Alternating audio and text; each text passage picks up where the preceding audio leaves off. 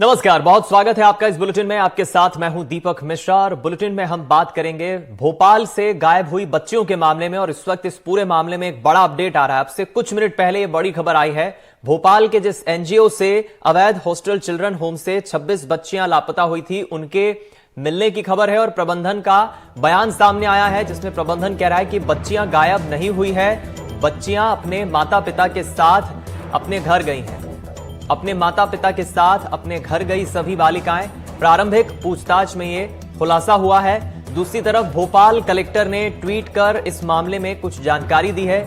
आंचल बाल गृह से बालिकाओं के गायब होने के मामले में भोपाल कलेक्टर ने भी संज्ञान लिया, उन्होंने जानकारी दी है और इस मामले में 2 लोगों को सस्पेंड भी किया गया है। प्रारंभिक पूछताछ में अब इस मामले में एक नया अपडेट आया है, खुलासा हुआ है। भोपाल कलेक्टर ने भी ट्वीट करते हुए जानकारी दी है। आपको बता दें, 26 बच्चियों के मिलने की जानकारी है। प्रबंधन कह रहा है कि वो अपने माता पिता के साथ घर गई हैं। 10 बच्चियां आदमपुर छावनी हरिपुरा, 13 बच्चियां अयोध्या बस्ती और 2 बच्चियां रूपनगर क्रेशर एरिया से मिली है। बता दें, आंचल नाम के इस हॉस्टल में कुल 68 बच्चियां रजिस्टर्ड हैं। और शुक्रवार को जब राज्य बाल संरक्षण आयोग के अध्यक्ष और सदस्यों ने यहां पर निरीक्षण किया था, तो कुल 68 बच्चियों में से 41 बच्चियां ही मौके पर मिली थी। और इसकी शिकायत पर पुलिस ने शनिवार को हॉस्टल संचालक और पदाधिकारियों के खिलाफ एफआईआर दर्ज की थी। एफआईआर हुई इस मामले में, उसके बाद मीडिया में यह मामला सामने आया, कई सवाल खड़े हुए। राष्ट्रीय बाल अधिकार संरक्षण आयोग ने भी इस मामले में संज्ञान लिया। एक दिन पहले आपको बता दें, इस मामले में निरीक्षण हुआ था और आज शनिवार को ही एसपी और कलेक्टर ने भी हॉस्टल का दौरा किया। जिला पंचायत सीईओ ऋतुराज सिंह भी चिल्ड्रन होम का निरीक्षण करने पहुंचे। कुल 68 बच्चियां इसमें रजिस्टर बताई जा रही हैं। अब प्रबंधन का कहना है कि बच्चियां कहीं नहीं गई हैं, वो अपने माता पिता के साथ घर गई है। भोपाल कलेक्टर ने भी इस मामले में ट्वीट किया है। एसपी प्रमोद कुमार सिन्हा ने बताया कि प्राथमिक जांच और पूछताछ में यह बात सामने आई है कि जिन बच्चियों के लापता होने की बात की जा रही है, वह रजिस्ट्रेशन के बाद मन नहीं लगने से अपने परिवार के पास चली गई थी, जिसका वो सत्यापन करा रहे हैं।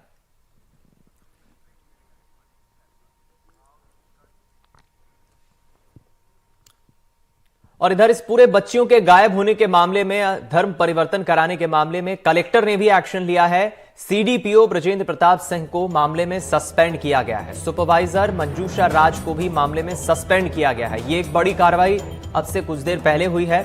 महिला बाल विकास अधिकारी को कारण बताओ नोटिस जारी हुआ है। महिला बाल विकास अधिकारी को अब कारण बताना होगा।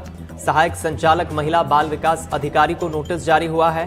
अवैध बाल गृह मामले में कलेक्टर ने एक्शन लेते हुए कार्रवाई की है और सीडीपीओ ब्रजेंद्र प्रताप सिंह को सस्पेंड किया है। ये एक और बड़ा अपडेट इस पूरे मामले में। जिस तरह से बच्चियों के गायब होने का मामला पहले सामने आया, एक दिन पहले ही निरीक्षण करने के लिए यहां राज्य बाल संरक्षण आयोग के अध्यक्ष और सदस्य पहुंचे थे, तो उन्हें 68 में से 41 बच्चियां मिली। सवाल यह खड़ा हुआ कि आखिर फिर बाकी की बच्चियां कहां गायब हो गई। अब प्रबंधन कह रहा है कि बच्चियां गायब नहीं हुई, वो अपने माता पिता के साथ अपने घर चली गई। चूंकि उनका मन नहीं लगता था, इसलिए रजिस्ट्रेशन के बाद वो परिवार के पास चली गई।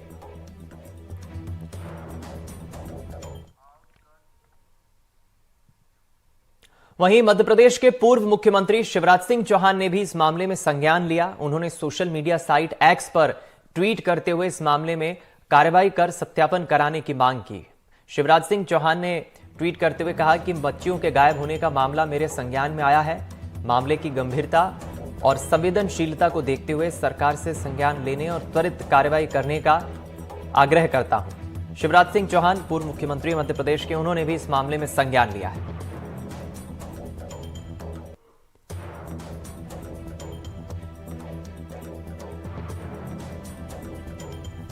हालांकि इस मामले पर अब सियासत भी शुरू हो गई है। कांग्रेस की तरफ से भी रिएक्शंस आ रहे हैं।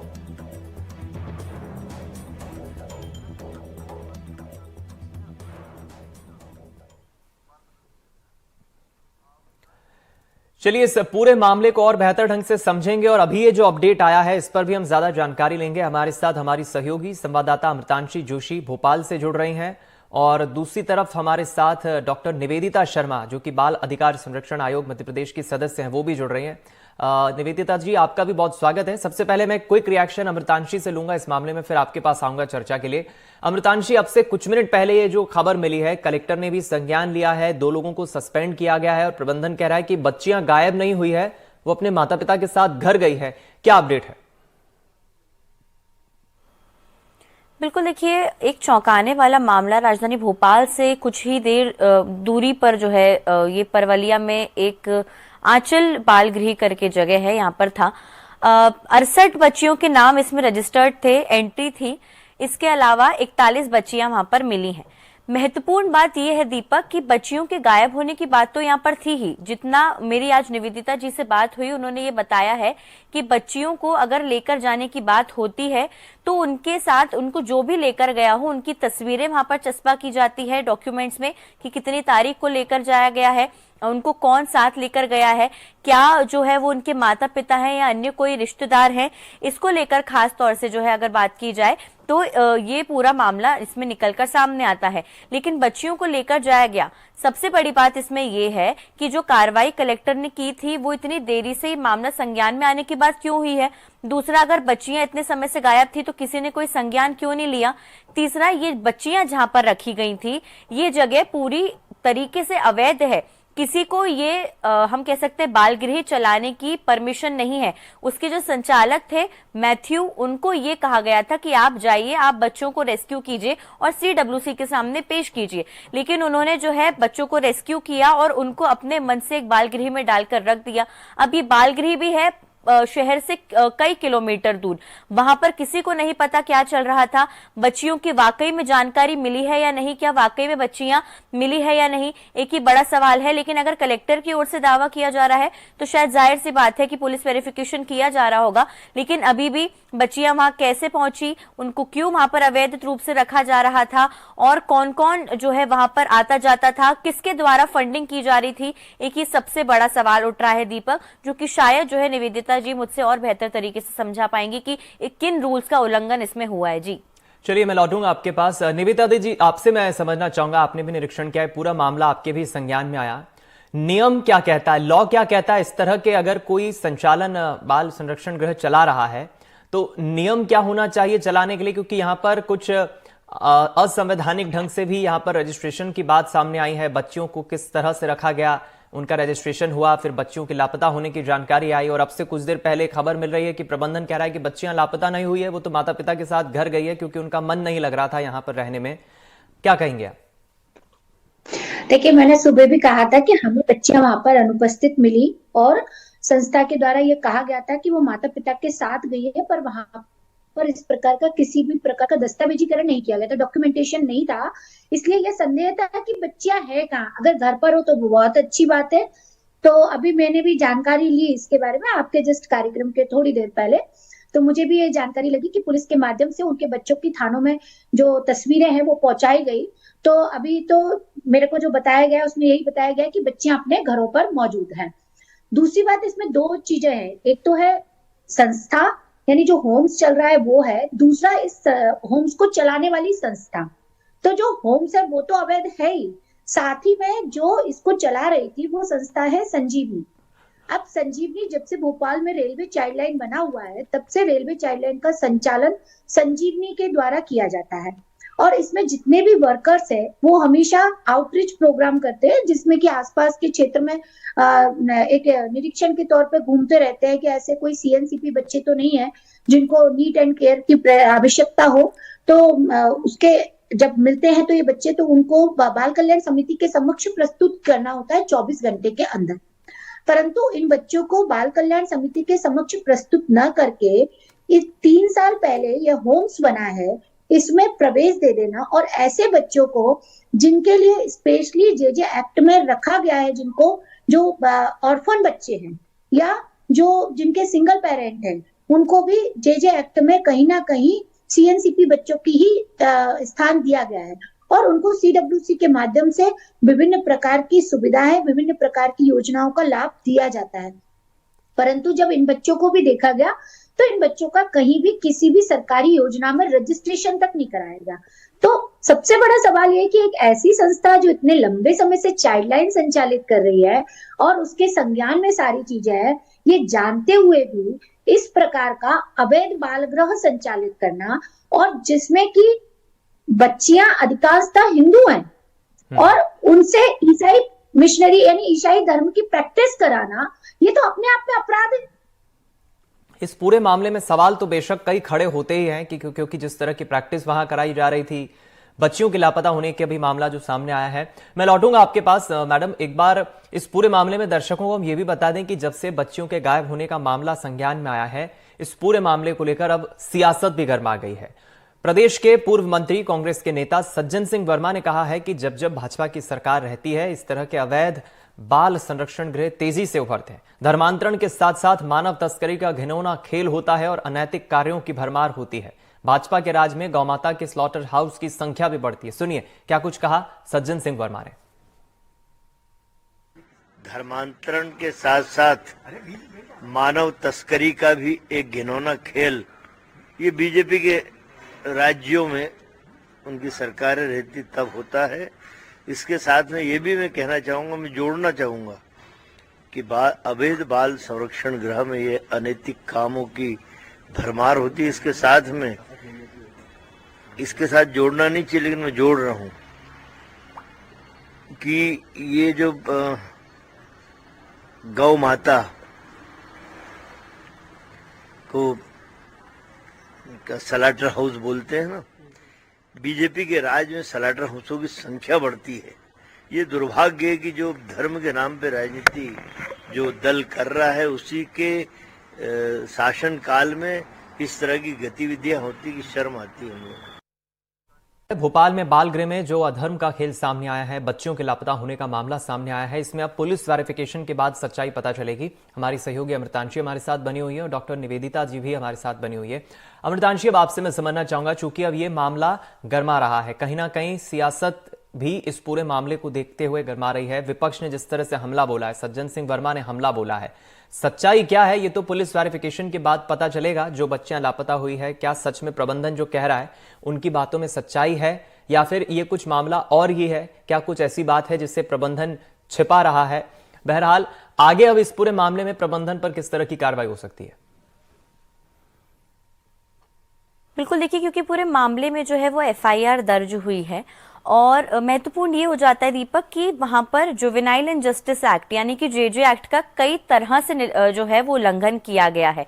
अब सबसे महत्वपूर्ण बात यह है कि जो बच्चियां हैं ये 6 से लेकर 18 साल तक की हैं, जितनी जानकारी प्राप्त है, यानी कि ये सभी बच्चियां नाबालिग हैं। अगर ये बच्चियां जो है अपने घरों से दूर रह रही थी, तो ऐसा क्या जो है वहां का प्रबंधन जो है उसका हम कह सकते हैं काम कर रहा था, जिसके कारण बच्चियां अपने घर नहीं जाना चाहती। जितनी हमें जानकारी मिली है कि एक भगवान की मूर्ति को जो है वहां पर विसर्जित भी करवा दिया गया था एक बच्ची को बोलकर। इसके अलावा जब हम वहां पर बालिका गृह में पहुंचे तो वहां पर जितने भी रूम्स थे, हमने अपनी आंखों से देखा है, जितने भी रूम्स थे उसमें एक हम कह सकते हैं कि धर्म के क्रॉस का साइन भी टंगा हुआ था। अगर वहां पर सभी बच्चियां रहती हैं, सभी धर्मों की बच्चियां रहती हैं, तो क्यों जो है बालिका गृह में उस पर्टिकुलर हम कह सकते हैं धर्म को प्रचारित किया जा रहा था। दूसरा, गेट पर एक चर्च भी बना हुआ था। इसके साथ ही साथ वहां पर अधिकांश बच्चियां हिंदू थी और जब निरीक्षण के लिए टीम पहुंची, जब बच्चियों से पूछा गया कि क्या आपको जो है ऐसे भगवान की प्रार्थना करवाई जाती है, तो उन्होंने साफ मना कर दिया। उन्होंने बोला कि हमको सिर्फ एक ही सीख दी जाती है और उसी के लिए जो है हम यहाँ पर वो सीखते हैं और यहाँ पर हम लोग रह रहे हैं।